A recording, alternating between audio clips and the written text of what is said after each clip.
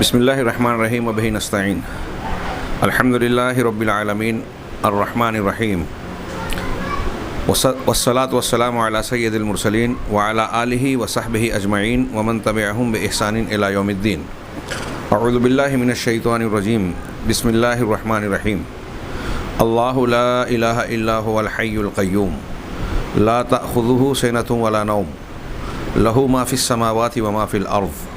من ذا الذی یشفع عنده الا بإذنہ یعلم ما بین ایدیہم وما خلفہم ولا یحیطون بشیء من علمہ الا بما شاء وسع کرسیہ السماوات والارض ولا یؤودہ حفظہما وہو العلی العظیم. سامعین کرام، ہماری گفتگو لا الہ الا اللہ کی شرائط سے متعلق جاری تھی اور اب تک ہم لوگوں نے پانچ شرطوں کو جانا اور ان کی دلیلوں کو سنا. آئیے اب چھٹی شرط کی طرف بڑھیں. چھٹی شرط ہے لا الہ الا اللہ کے معتبر مقبول ہونے کے لیے الانقیاد المنافی للترک. الانقیاد المنافی للترک. انقیاد تابع داری اور فرما برداری، پیروی،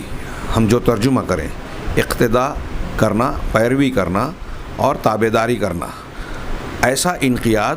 جو ترک کرنے کے منافی ہے، ترک کرنے کے خلاف ہے. یعنی ہم لا الہ الا اللہ کو جب قبول کر رہے ہیں، مان رہے ہیں، تو گویا اس کی بنیاد پر جس ذات کو ہم اپنا الہ مان رہے ہیں کہ اللہ کے سوا کوئی معبود برحق نہیں ہے، تو اس کی عبودیت اور بندگی میں جانے کا مطلب یہ ہے کہ اب اس کا جو بھی حکم ہو اس کے آگے ہم سر تسلیم خم کر دیں، اس کے دین و شریعت کو قبول کریں، اس کی پوری اطاعت و فرما برداری کریں، اپنے آپ کو اللہ تبارک و تعالیٰ کے حوالے کر دیں.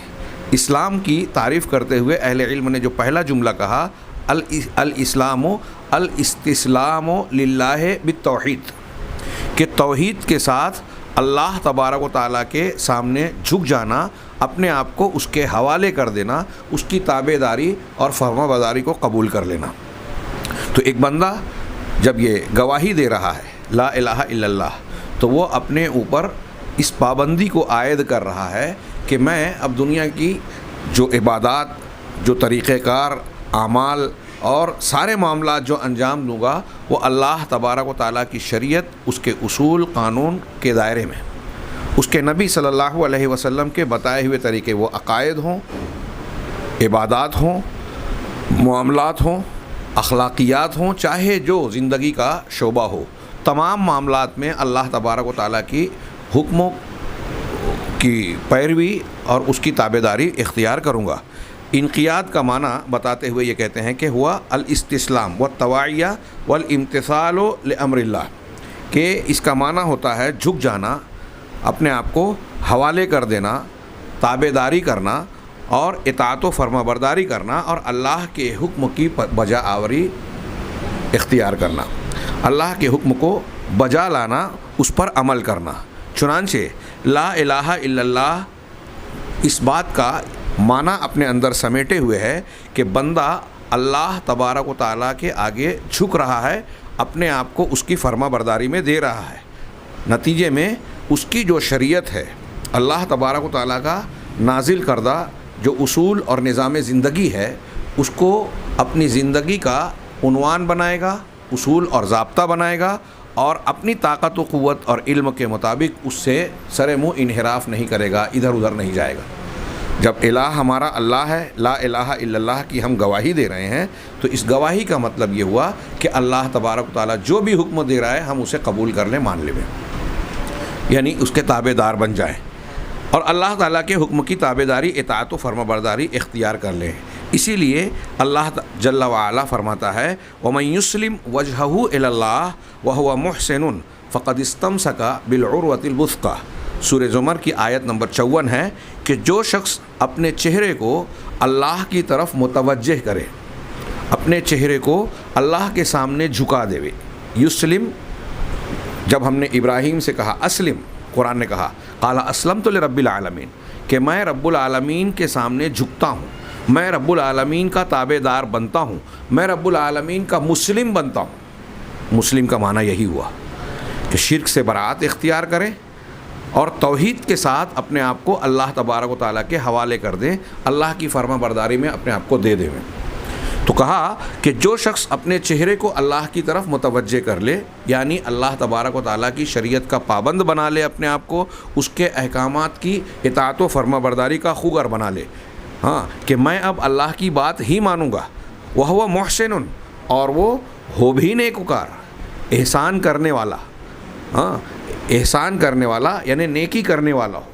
اب محسن احسان کئی شکل کا ہوتا ہے۔ ایک احسان تو وہ جو عبادت میں اللہ کے سامنے اللہ کے ساتھ احسان ہوتا ہے، ان تعبد اللہ کأنک تراہ فإن لم تکن تراہ فإنہ یراک، تم اللہ کی یوں عبادت کرو جیسے تم اسے دیکھ رہے ہو، گویا کہ تم اسے دیکھ رہے ہو، اور یہ نہیں تو فإن لم تکن تراہ،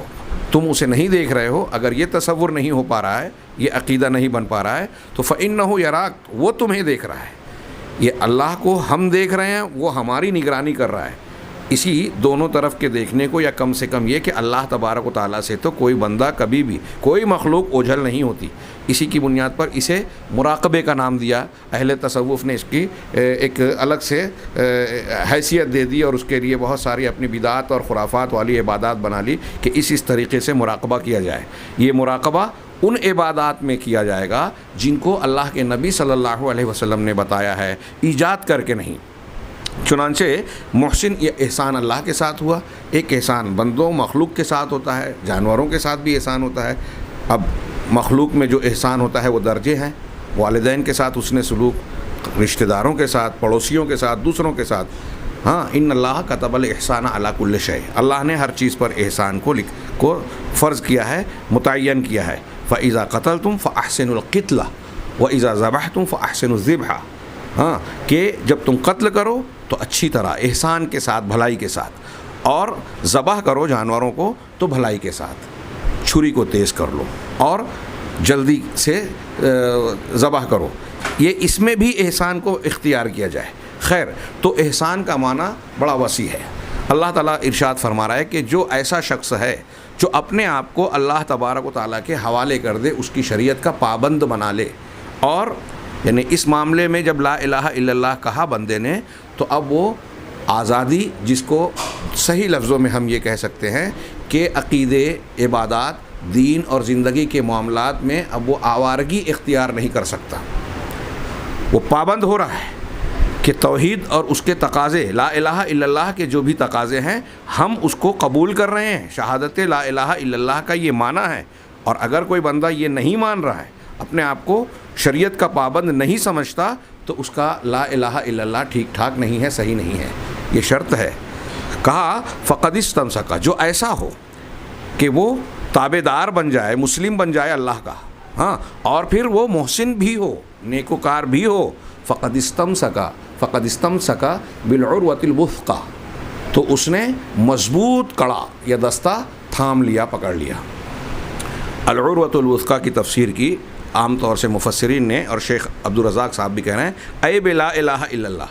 یعنی اس نے لا الہ الا اللہ کو مضبوطی سے تھام لیا، اس کلمے پر گویا جم گیا۔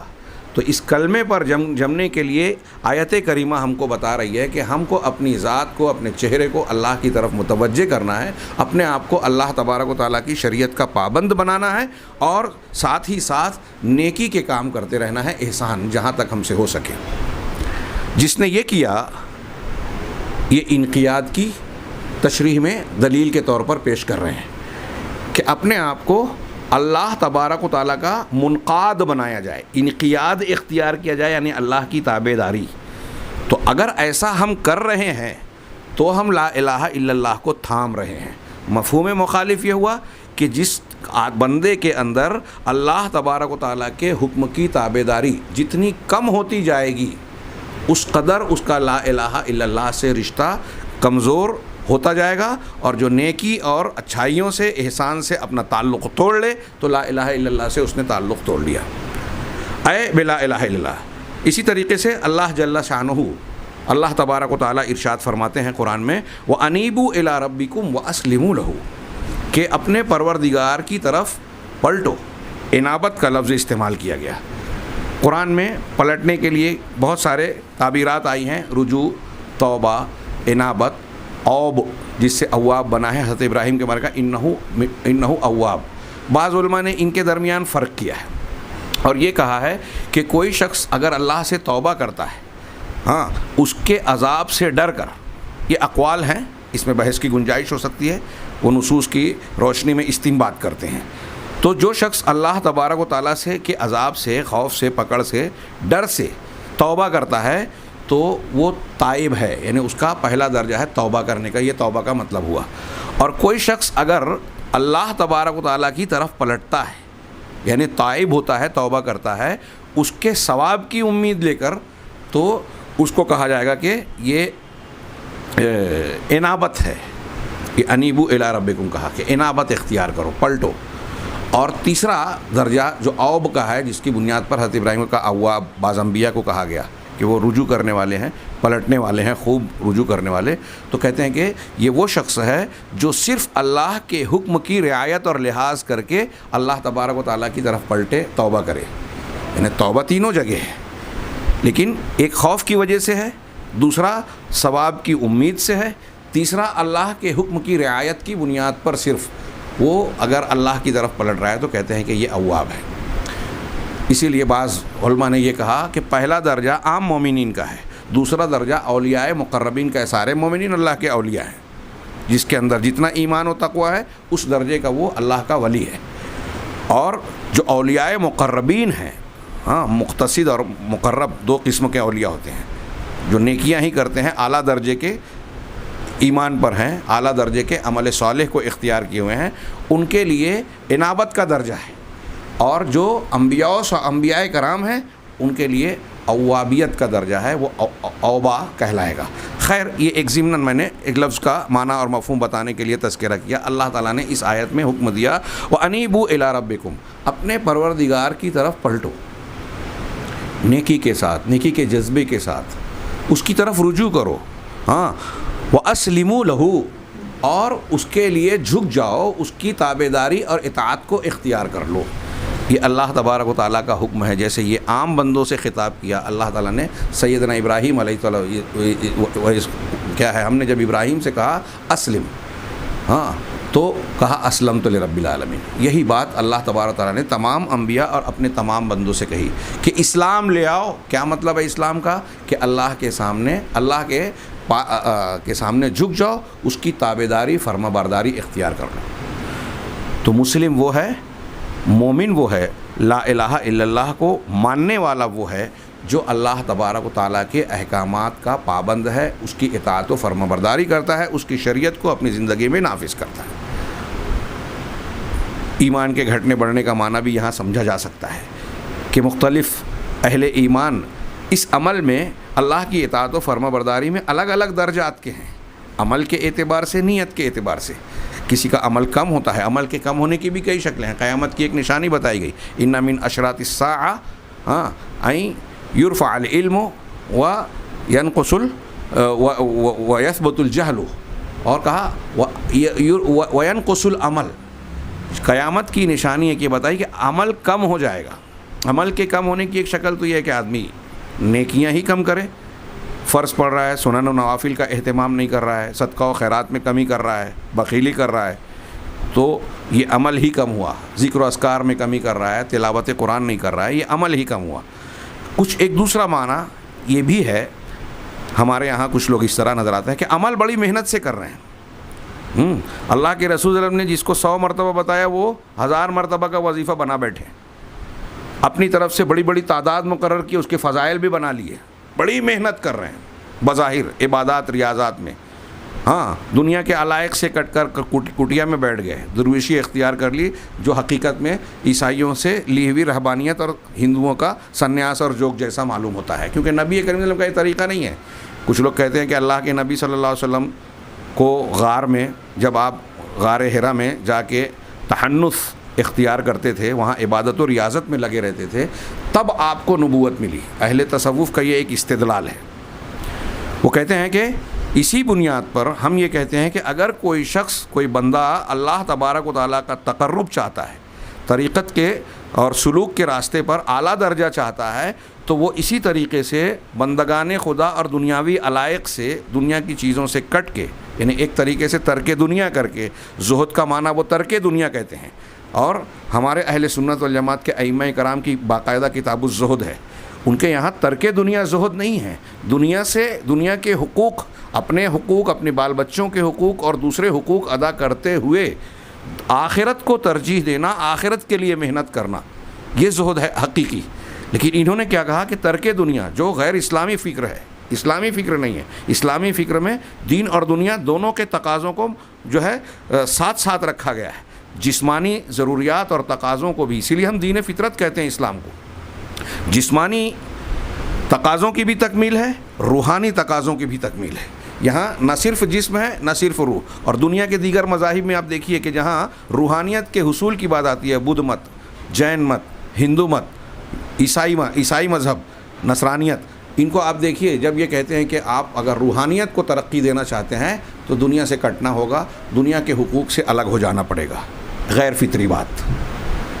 اور اس کے رد عمل میں جو جدید مادی افکار وجود میں آئے،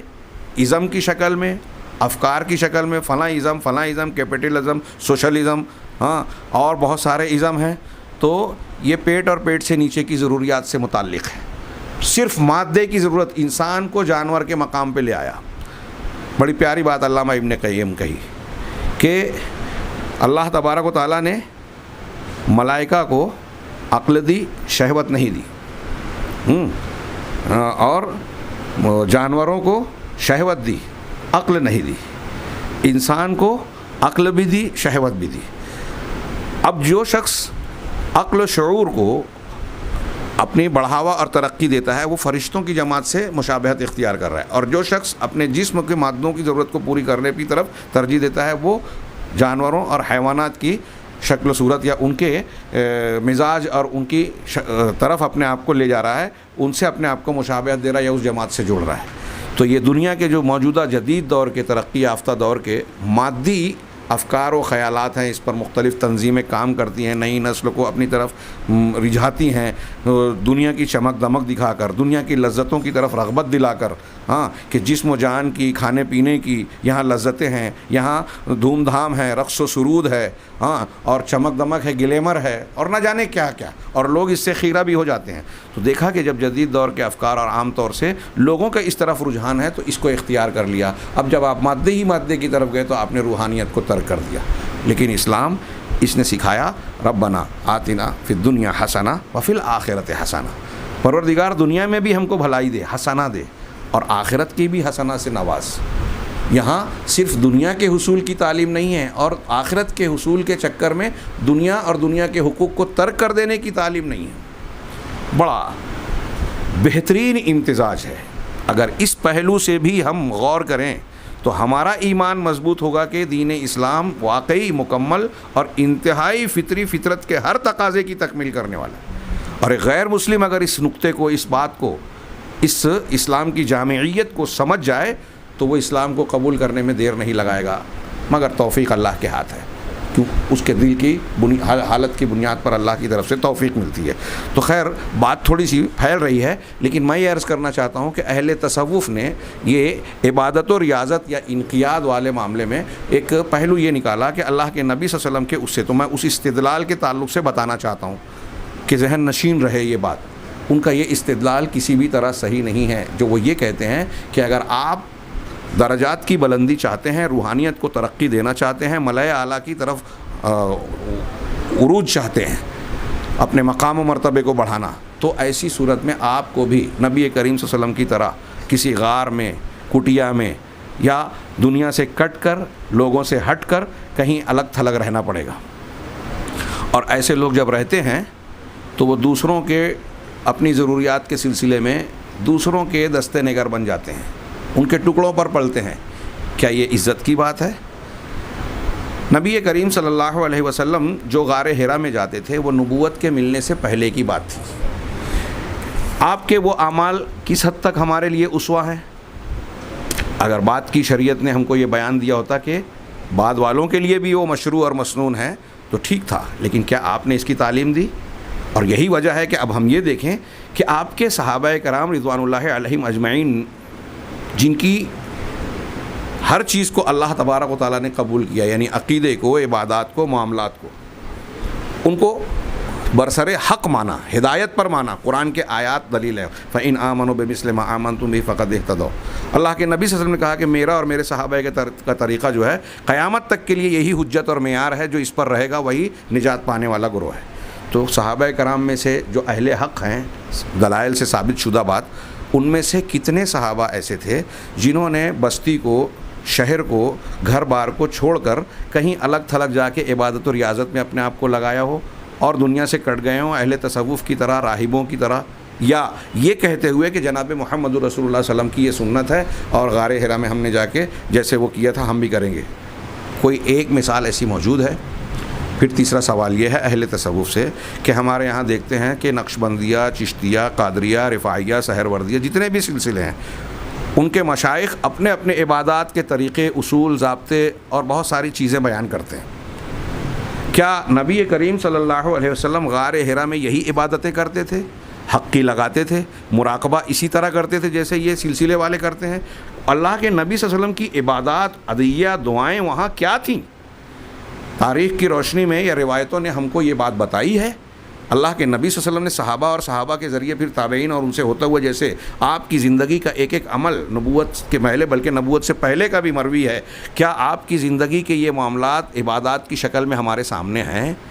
اور تیسرا جو سب سے زیادہ فیصلہ کن سوال اور اس کا جواب بن سکتا ہے اس اعتراض کا، کہ نبی کریم صلی اللہ علیہ وسلم نے جو شریعت اور جو دین کی تعلیم صبح سے لے کر سونے تک اور سونے کے بعد بیدار ہونے تک جو تعلیم دی ہے کہ ہم کو نماز پڑھنا ہے، کس طرح پڑھنا ہے، گھر سے نکلنا ہے تو اس کے آداب کیا ہیں، کب کس وقت کون سی دعائیں پڑھنی ہیں، صبح کی دعائیں، شام کی دعائیں، نماز کے بعد کی دعائیں، پیشاب پاخانے کے لیے جانے کی دعا، نکلنے کی دعا، کسی اگر مجروح شخص کو دیکھ لیا تو کیا دعا ہے، تیز ہوا چلے تو کیا دعا پڑھیں گے، کوئی نعمت مل جائے تو کیا دعا پڑھیں گے، اسی طریقے سے اگر آپ کو کوئی ضرورت ہے، غم و ہم ہے تو کیا اذکار اختیار کیے جائیں اور قرآن کی تلاوت کی جائے، فلاں اور فلاں کام کیا جائے۔ نبی کریم صلی اللہ علیہ وسلم کی جو سنتیں ثابت شدہ ہیں، اگر کوئی بندہ اسے اختیار کرے گا تو کیا اسے اس کا موقع ملے گا کہ ان ایجاد کردہ دعاؤں کے لیے اسے فرصت ملے، جا کے کسی کٹیا میں بیٹھے اور اپنے مشائخ کی وہ تعلیمات لیوے جو نبی کریم صلی اللہ علیہ وسلم سے کسی بھی طرح ثابت نہیں ہے؟ اگر میرا ایسا ماننا ہے، کہنا ہے اور یقین ہے کہ اللہ کے نبی صلی اللہ علیہ وسلم سے ثابت شدہ سننوں، فرائض کو، حقوق کو جو آپ نے متعین کیے ہیں، پوری امت کو دیے ہیں، اگر ایک بندہ اپنے علم اور طاقت کے مطابق صرف اسی کو پورا کرنے کی کوشش کرے تو اسے بدعات کو پر عمل کرنے کی فرصت اور موقع ہی نہیں ملے گا، ضرورت بھی پیش نہیں آئے گی۔ اور جو بدعت کرتا ہے وہ اللہ کے نبی صلی اللہ علیہ وسلم پر الزام لگاتا ہے کہ آپ نے یہ بات نہیں بتائی، ہم کو پیر صاحب نے بتا دی۔ تو پیر صاحب اللہ کے رسول صلی اللہ علیہ وسلم سے زیادہ جانتے تھے، شریعت سے زیادہ باخبر تھے، آپ یہ کہنا چاہتے ہیں؟ اسی لیے امام مدینہ حضرت امام مالک رحمہ اللہ کا بڑا زبردست قول ہے جسے اچھی طرح سمجھنا چاہیے۔ وہ کہتے ہیں کہ جو اللہ کے نبی صلی اللہ علیہ وسلم اور صحابہ کے زمانے میں دین تھا، آج بھی وہی دین ہے، اس میں تبدیلی نہیں ہوگی، اور جو اس وقت دین نہیں تھا وہ آج بھی دین نہیں ہو سکتا۔ اب کتنے بڑے بزرگ بھی ہم کو کوئی عبادت، کوئی دعا، کوئی ذکر، کوئی کام بتائیں کہ ایسی عبادت کر لو، ایسا مراقبہ کر لو، اس طرح حق کی لگاؤ، اس طرح فلاں کی قبر کی طرف توجہ کرو، اگر یہ تو قرآن کی اور عقیدے کی مخالفت ہو جائے گی، شرک اور کفر کی بات ہو جائے گی۔ کوئی عبادت جس میں واقعی اللہ کی، اگر اللہ کے نبی صلی اللہ علیہ وسلم سے ثابت نہیں ہے، یہ اہل سنت والجماعت کے تمام علماء ائمہ کا متفقہ اصول ہے کہ عبادات توقیفی ہیں، اس میں عقل سے، قیاس سے کوئی بات ثابت نہیں ہوگی۔ توقیفی کا مطلب یہ ہے کہ قرآن اور حدیث پر، اللہ اور اس کے رسول صلی اللہ علیہ وسلم پر موقوف ہے، جو یہاں سے ثابت ہے اسی کو لیا جائے گا بس۔ اب کوئی کیسا بھی شخص کوئی عبادت کی شکل میں کوئی بات بتائے عمل صالح کے طور پر، تو ہم اس سے پوچھیں گے کہ اس کی کیا دلیل ہے، قرآن سے یا حدیث سے۔ عبادات میں، عقیدے میں جو چیز بیان کی گئی ہے صرف اسے مانا جائے گا، جو چیز نہیں ہے اسے قبول نہیں کیا جائے گا۔ معاملات میں اور حلال و حرام کے معاملات میں، زندگی کے امور میں ہر چیز حلال ہے سوائے اس کے جس کو شریعت نے حرام قرار دیا، اور عبادات میں ہر چیز کا کرنا ممنوع ہے، حرام ہے، کرنا منع ہے سوائے اس کے جس کے کرنے کی اجازت اور حکم شریعت میں موجود ہے۔ یہ اصول ذہن میں رکھیں۔ اہل سنت کے ہاں میں سمجھتا ہوں میرے علم کے مطابق کسی کا اختلاف نہیں ہے۔ اصولی طور پر اختلاف نہیں ہے، لیکن عملی طور پر ہم دیکھتے ہیں کہ اس اصول کی دھجیاں بکھیری گئی ہے۔ جگہ جگہ قدم قدم پر لوگوں نے بدعات اختیار کے لیے، ہر مہینے کی، تہواروں کی، مخصوص ایام کی، مخصوص دنوں کی، اور روزمرہ کی دعاؤں اور اذکار میں بھی ہم دیکھتے ہیں کہ جو جناب محمد رسول اللہ صلی اللہ علیہ وسلم سے ثابت ہے، لوگوں نے اسے چھوڑا ہے، یا تو دوسری دعائیں لے لی ہے، یا نبی کریم صلی اللہ علیہ وسلم کی دعاؤں میں رد و بدل کر دیا، کہیں اضافہ کیا، کہیں کمی کر دی۔ تو بہرحال اللہ کے نبی صلی اللہ علیہ وسلم، ہم جب یہ کہہ رہے ہیں کہ لا الہ الا اللہ کی ایک شرط یہ ہے کہ مکمل اسلام، مکمل استسلام، اپنے آپ کو پورے طریقے سے اللہ کے اور اس کی شریعت کے حوالے کر دینا، اس کے سامنے جھک جانا، یہ لا الہ الا اللہ کا تقاضا ہے۔ اور یہ آپ پہلے بھی پڑھ چکے ہیں کہ توحید ربوبیت کا یہ حصہ ہے کہ شریعت بنانا، قانون بنانا، حلال و حرام ٹھہرانا، یہ صرف رب کا اختیار ہے، ربوبیت میں سے شامل ہے۔ اگر اللہ نے کسی چیز کو حلال کیا تو نبی بھی اسے حرام نہیں کر سکتے، یہ سب مانتے ہیں اصولی طور پہ۔ لیکن ہم دیکھتے ہیں کہ بزرگان دین، رجال دین، جن لوگوں سے لوگوں کی عقیدتیں بڑھی ہوئی ہیں، ان کے بارے میں لوگ ایسی بے احتیاطی کا شکار ہیں کہ ان کو اللہ کا یہ حق دے دیتے ہیں اور سمجھتے ہیں کہ ہم نے کوئی گناہ نہیں کیا بلکہ ہم نیکی کا کام کر رہے ہیں۔ تو اچھی طرح لا الہ الا اللہ کا یہ تقاضا اور یہ شرط سمجھیں کہ جب ہم نے یہ کلمہ پڑھا تو یہ اقرار، یہ ہم کہہ رہے ہیں اور مان رہے ہیں، قبول کر رہے ہیں کہ اب قانون اور شریعت صرف اللہ کی مانیں گے، اپنے آپ کو اللہ کے احکامات کے حوالے کر رہے ہیں۔ ہاں، تو اللہ نے فرمایا وَأَنِيبُوا إِلَىٰ رَبِّكُمْ، اپنے پروردگار، اپنے رب کی طرف پلٹو، اور أَسْلِمُوا لَهُ، اور اس کے تابع دار بن جاؤ، اس کی شریعت کے پابند بن جاؤ۔ سورہ زمر کی آیت نمبر 54 ہے یہ، یعنی شیخ نے اس کی وضاحت کی، کیا مطلب ہے؟ انقادوا وامتثلوا، یعنی اللہ ہمیں حکم دے رہا ہے کہ اللہ کی انقیاد، یعنی اس کی پیروی کرو، اس کے حکم کی تعمیل کرو، وامتثلوا، اس کے حکم کو بجا لاؤ، پیروی کرو، حکم کو مان لو، بجا آوری کرو۔ فَأَهْلُ لَا إِلَٰهَ إِلَّا اللَّهُ حَقًّا مَن يَسْتَسْلِمُونَ لِلَّهِ انقيادًا وتوعية وامتثالا لأوامره جل وعلا۔ چنانچہ نتیجے کے طور پر آخری جملہ یہ کہتے ہیں، چنانچہ لا الہ الا اللہ کو ماننے والا حقیقت میں وہ شخص ہیں، وہ لوگ ہیں، ماننے والے حقیقت میں وہ لوگ ہیں جو اللہ تبارک و تعالیٰ کے حوالے اپنے آپ کو کر دیتے ہیں، اللہ تعالیٰ کی پیروی کرتے ہوئے، اس کے حکم کی اطاعت و فرما برداری کرتے ہوئے، اور اس کے تمام اوامر کو اپنی زندگی میں نافذ کرتے ہوئے، بجا لاتے ہوئے۔ تو حقیقت میں اہل ایمان وہ ہوئے۔ اب جو اللہ کی شریعت کا جتنا زیادہ پابند ہے، گویا لا الہ الا اللہ اس کا اتنا مضبوط ہے۔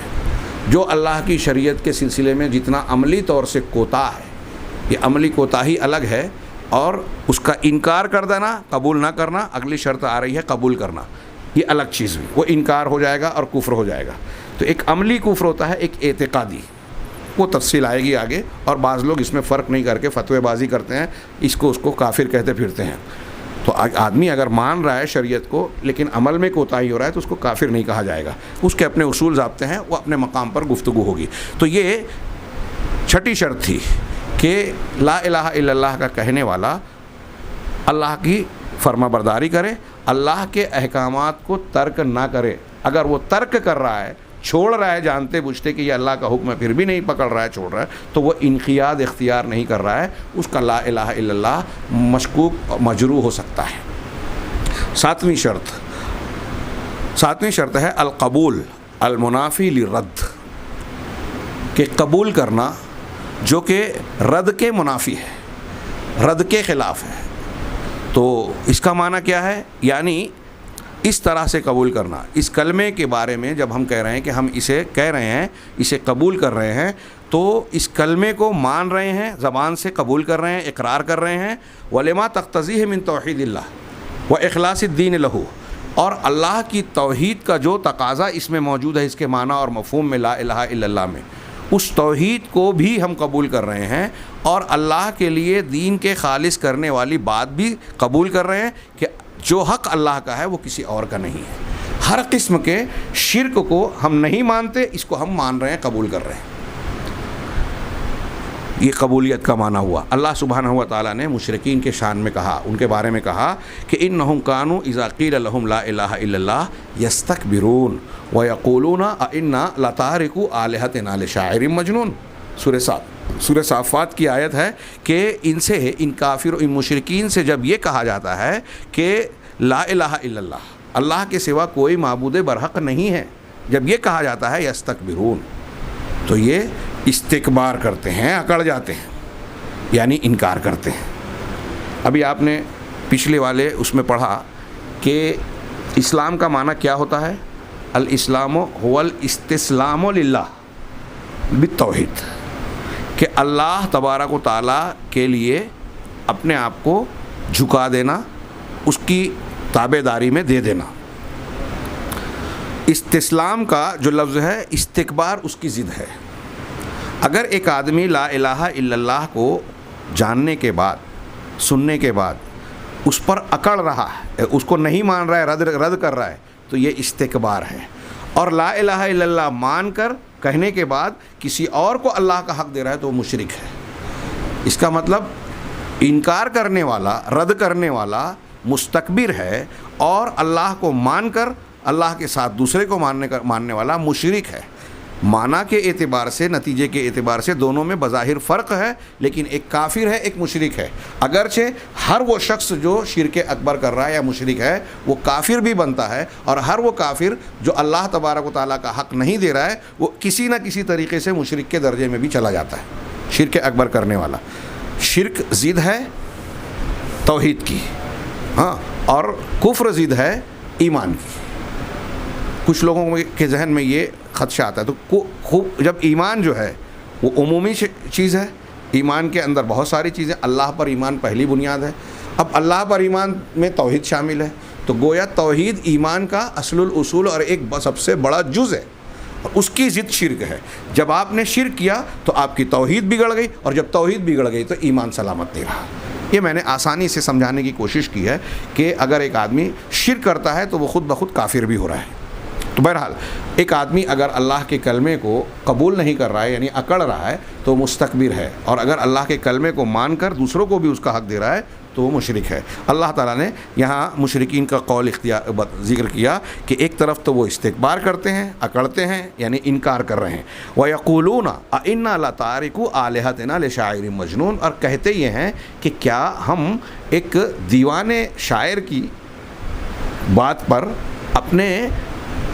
معبودوں کو چھوڑنے والے بن جائیں، ان کو چھوڑ دینے والے ہوں گے۔ نبی کریم صلی اللہ علیہ وسلم کی باتوں کو، دعوت کو دیوانہ پن کہہ رہے ہیں، جبکہ یہ دیوانگی نہیں، فرزانگی اور انتہائی دانشوری کی بات تھی۔ اس سے بڑھ کر دنیا میں کوئی عقل کی بات تھی نہیں جو نبی نے پیش کی، اور اللہ کے کلام کو شاعری کہہ رہے ہیں، جبکہ وہ شاعری نہیں، کلام حق ہے، کلام ہدایت ہے، ہاں، جسے اختیار کرنے سے انسان کو نجات ملتی ہے، ہلاکت سے تحفظ ملتا ہے۔ تو اس کو رد کرنے کے لیے اس کو رد کر رہے ہیں۔ دیکھیے، یہ قبول کے منافی رد ہے، یہ مشرکین کی روش ہے۔ اب اگر کوئی شخص اللہ کی بات کے آنے کے بعد یہ کہتا ہے کہ نہیں، میں نہیں مانتا،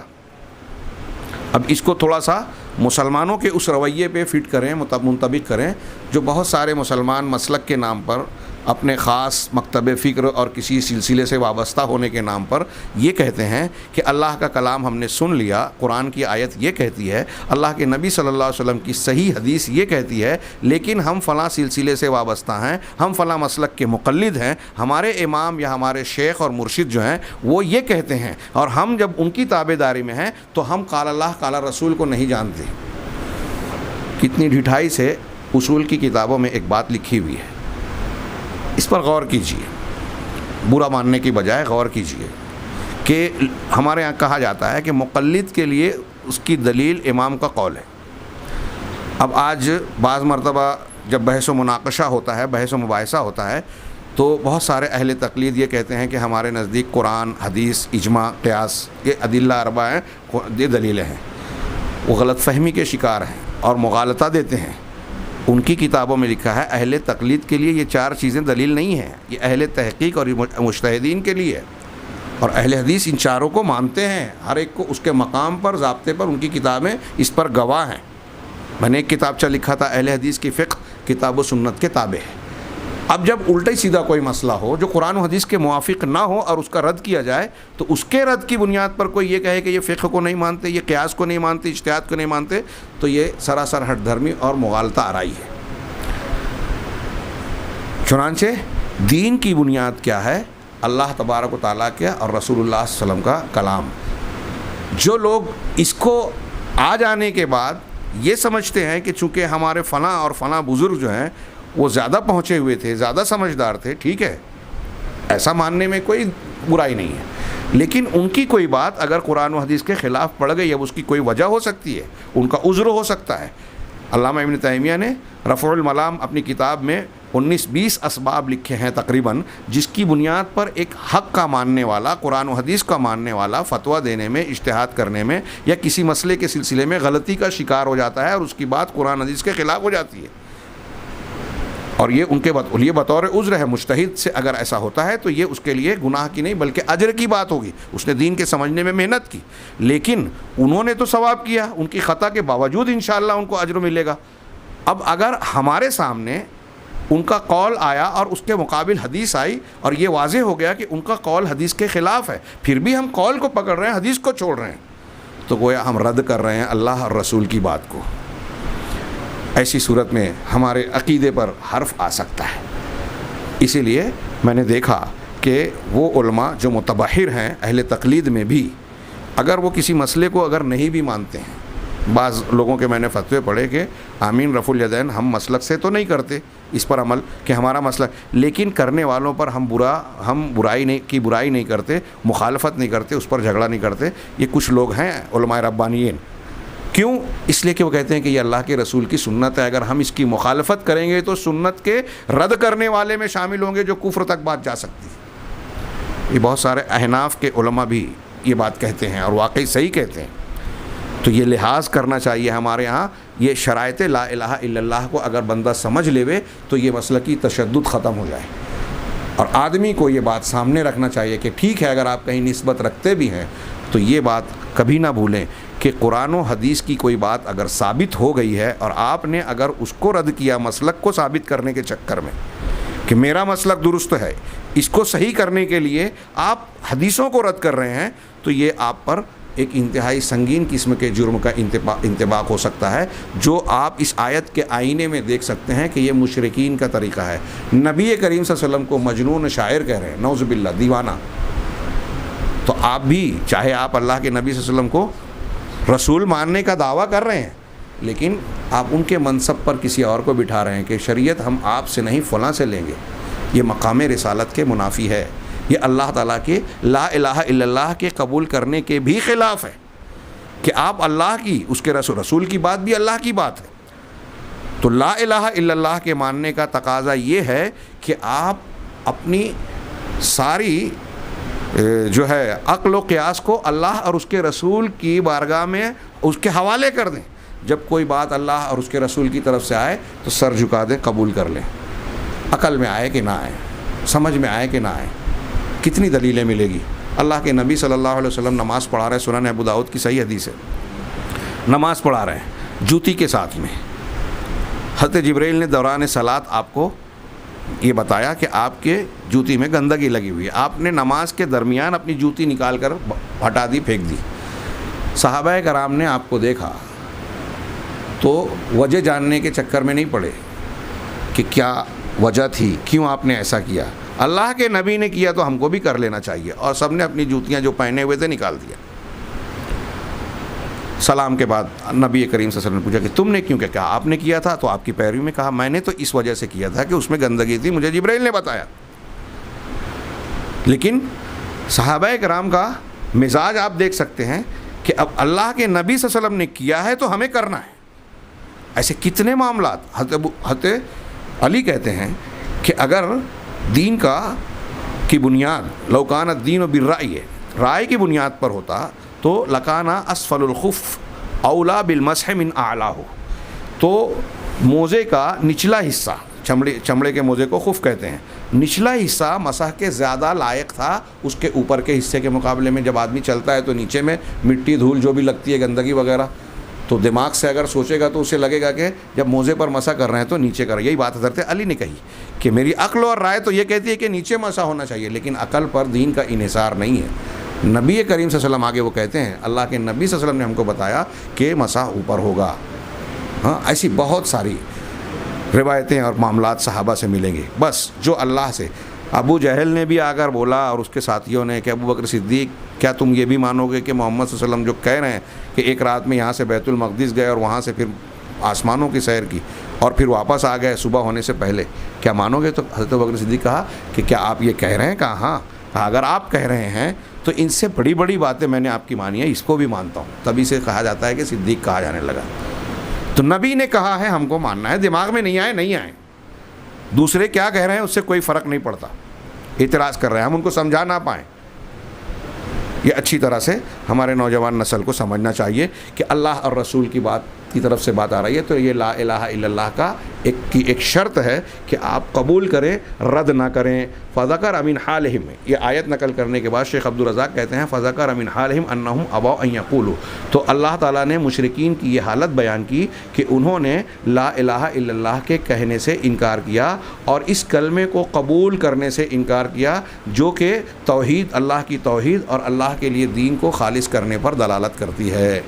اب یہاں ایک جملے میں ایک سوال پیش کر کے اس کا جواب دوں کہ ابھی ہم نے ایک شرط پڑھی یہ قبول، اس سے پہلے پڑھی تھی انقیاد، اس سے پہلے ایک شرط پڑھی تھی سچائی. ان میں فرق کیا ہے؟ تو آسانی سے میں اپنے الفاظ میں سمجھانے کے لیے کہہ دوں کہ ہم یہ کہہ سکتے ہیں کہ جو قبول ہے وہ قول کے ذریعے سے ہوتا ہے، جیسا کہ اس آیت سے ہے کہ جب کہا جا رہا ہے تو وہ رد کر رہے ہیں. ان تارک آلہتنا لشاعر مجنون، زبان سے انکار کر رہے ہیں، قبول نہیں کر رہے ہیں، رد کر رہے ہیں.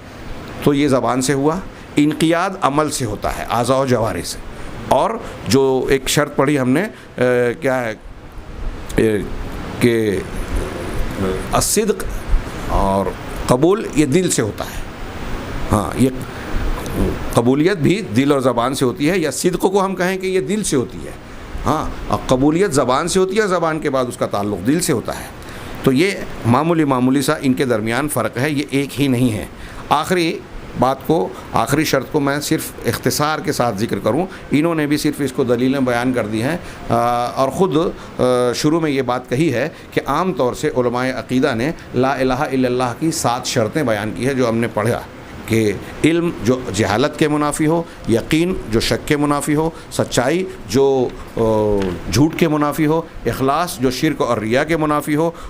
محبت جو کراہت اور نفرت کے منافی ہو، اسی طریقے سے انقیاد تابعداری جو ترک کے منافی ہو، اور قبول جو رد کے منافی ہو. اور یہ گویا 7 شرطیں ہوئی. اتنی شرطیں عام طور سے اہل علم نے بیان کی. بعض علماء نے اس میں 8ویں شرط کا اضافہ کیا اور کہا الکفر بما یعبد من دون اللہ، یہ 8ویں شرط ہے کہ اللہ کے سوا جن لوگوں کی عبادت کی جاتی ہے ان کا انکار کرنا.